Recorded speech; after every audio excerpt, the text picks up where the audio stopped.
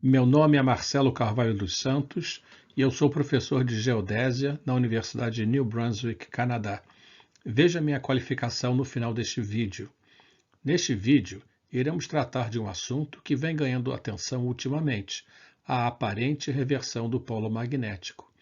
Iremos tratar do assunto, primeiramente, fazendo uma distinção entre o polo magnético e o polo geográfico. Depois, falaremos sobre a importância do campo magnético terrestre, a ser referido daqui para frente como campo geomagnético, para finalmente tratarmos da possível reversão dos polos magnéticos e enfraquecimento do campo geomagnético e possíveis impactos sobre nós. Vamos tentar usar uma linguagem simples. No dia a dia, quando pensamos em polo terrestre, pensamos no polo verdadeiro, aquele utilizado nos mapas e pelo GPS. O polo verdadeiro, também chamado de polo geográfico, é um polo médio adotado por convenção de entidades científicas, tais como a Associação Internacional de Geodésia, e serve para monitorar irregularidades na rotação da Terra. Existe um outro polo que também é bastante utilizado, que é o chamado polo magnético. Este é o polo cuja direção nos é fornecida pelas bússolas. Na figura, o polo magnético é representado aproximadamente onde ele estava em 1990. A relação entre a direção do polo verdadeiro e do polo magnético em algum local é um ângulo chamado de declinação magnética, cujos valores são calculados a partir do modelo magnético mundial.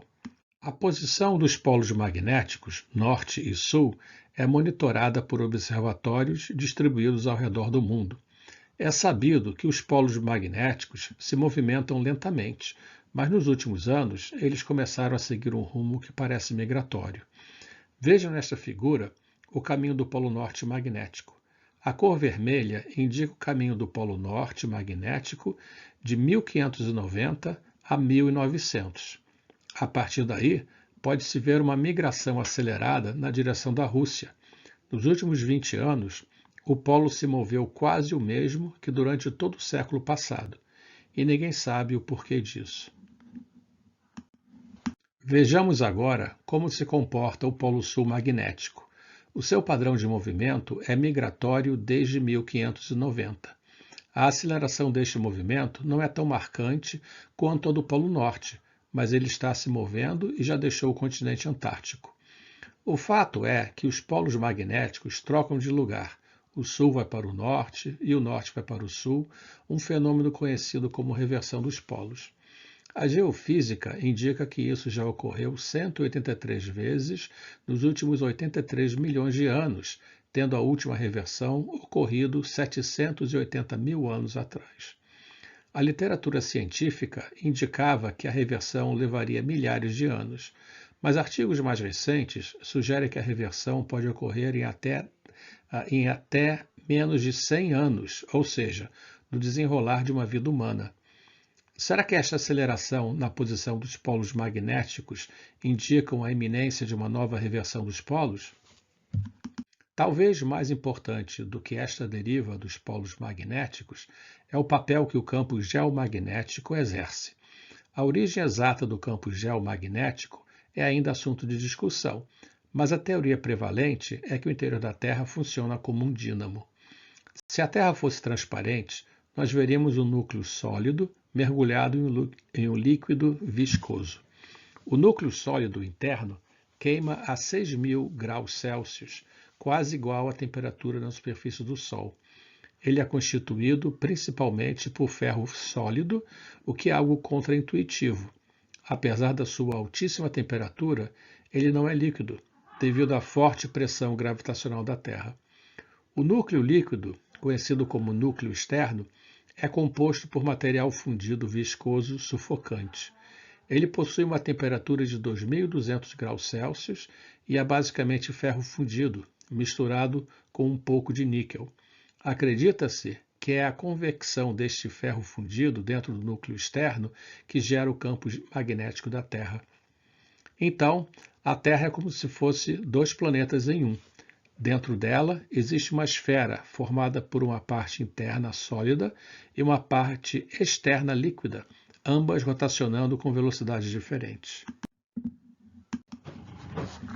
O saudoso professor Muniz Barreto, do Observatório Nacional, costumava brincar dizendo que a Terra possuía um gigantesco ímã dentro dela. Na verdade, essa simplificação ajuda a compreender o campo geomagnético. Devido a este enorme ímã, um campo de força é formado, abraçando a Terra, cuja direção vai do sul para o norte. Este grande campo magnético serve como um escudo, nos protegendo contra a radiação solar e facilitando a vida na Terra. Este escudo é chamado de Cinturão de Van Allen, em homenagem ao líder do grupo de pesquisa que o descobriu. Essa figura ilustra o papel protetor do campo geomagnético. Ele nos protege não apenas da radiação solar, mas também de radiações cósmicas. Uma grande parte da radiação é direcionada para além da Terra, mas uma pequena parte acaba canalizada em direção aos polos magnéticos, o que provoca a famosa aurora boreal. É interessante ressaltar que este fenômeno ocorre tanto no hemisfério norte, a aurora boreal, quanto no hemisfério sul, a aurora austral. Vimos anteriormente que a posição do polo magnético está se alterando cada vez mais rápido.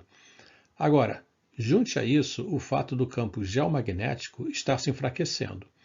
A missão SWARM, uma constelação de satélites que mede o campo geomagnético do espaço, revelou que o campo está se enfraquecendo a uma taxa de 5% por década, ao invés dos 5% por século, como anteriormente. O que isso pode significar? Bem, o enfraquecimento do campo geomagnético em si não é sinal da reversão dos polos, mas a reversão dos polos é precedida por enfraquecimento do campo geomagnético. É importante ressaltar que o campo geomagnético não é homogêneo em todo o planeta. Existem 3 áreas em que uma proteção mais forte é oferecida ao planeta, uma localizada no norte do Canadá, outra na Sibéria e o campo mais forte no topo do Polo Sul magnético. No entanto, existe um ponto fraco, a anomalia do Atlântico Sul, onde se registrou a maior medição de radiação cósmica. Os brasileiros vão precisar de filtro solar mais forte. Algo interessante é que, se mapearmos o movimento dos polos, iremos verificar que eles não estão se movendo para lados opostos da Terra, mas sim para um ponto comum, logo abaixo da Indonésia. É claro que para existir um polo, é preciso que exista um outro, e este outro será localizado do outro lado, no Caribe. Durante o processo de reversão dos polos, deverão surgir dezenas de polos, até que o processo se conclua. Neste ínterim, as bússolas vão ficar loucas. Mas o que aconteceria se o campo geomagnético continuar a se enfraquecer?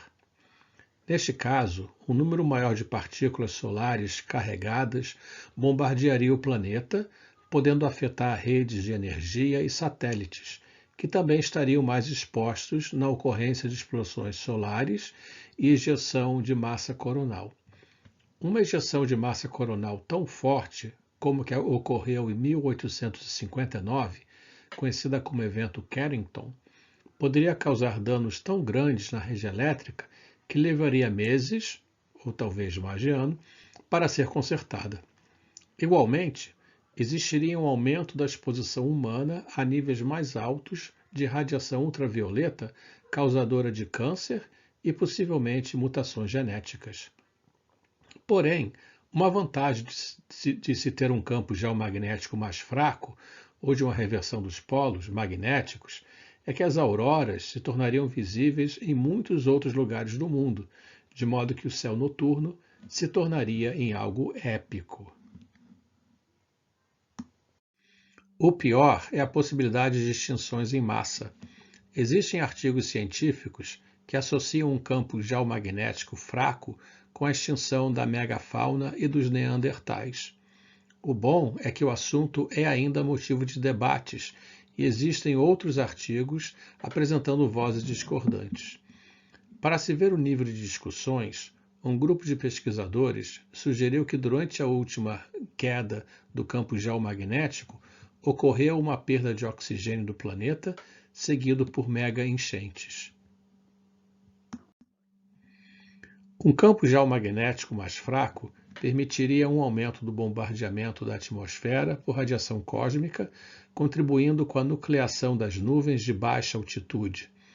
Isso pode resultar em mais nuvens e menos calor, à medida que mais energia acaba sendo refletida pelas nuvens. Rumaríamos então para condições semelhantes à de uma pequena era glacial. É importante ressaltar que os cenários discutidos anteriormente têm uma componente de incerteza. O fato é que a humanidade tem condições de se adaptar a mudanças e, pela primeira vez em sua história, compreendendo o que está acontecendo e tendo capacidade de antever cenários. Mas o que eu posso fazer para mudar isso? Nada. Você não pode fazer nada. Nem com respeito à reversão dos polos e nem com respeito a mudanças climáticas, assunto discutido em outro vídeo.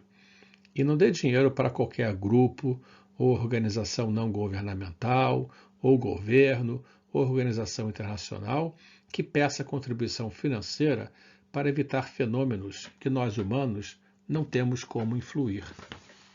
O melhor que você pode fazer é continuar tentando ser uma força positiva no mundo à sua volta, aplicando no seu dia a dia a chamada regra de ouro, como dita por Jesus.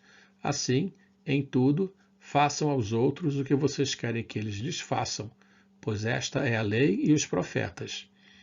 Independente de você considerar Jesus como Deus, como um sábio ou como uma figura mitológica, tenha em mente que a regra de ouro nunca falha. A regra de ouro não vai impedir a reversão dos polos, mas ela vai melhorar em muito a sua vida e a vida daqueles que o rodeiam. E precisamos parar a poluição. E a razão número 1 é que este é o ar que respiramos, a água que bebemos e o solo que cultivamos, nossos alimentos.